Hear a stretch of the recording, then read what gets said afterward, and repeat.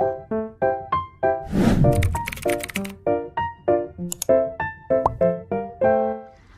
welcome back to my YouTube channel, and for today's tutorial, I will be teaching you on how to save posts on Instagram. But first, kindly subscribe to my channel and don't forget to hit the subscribe button and the bell to notify you for my new updates. And if you want to learn more, just keep on watching and let's start.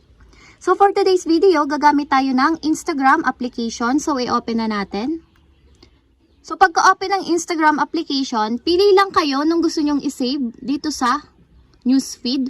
For example, itong photos na to, isa-save ninyo. Hanapin nyo lang itong sign na ito sa may lower part ng photos.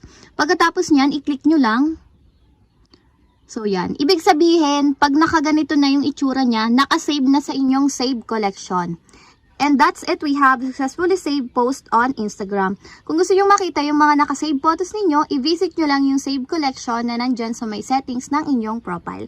If you have a question, kindly comment down below and don't forget to hit the subscribe button and the bell to notify you for my new updates. And thank you for watching!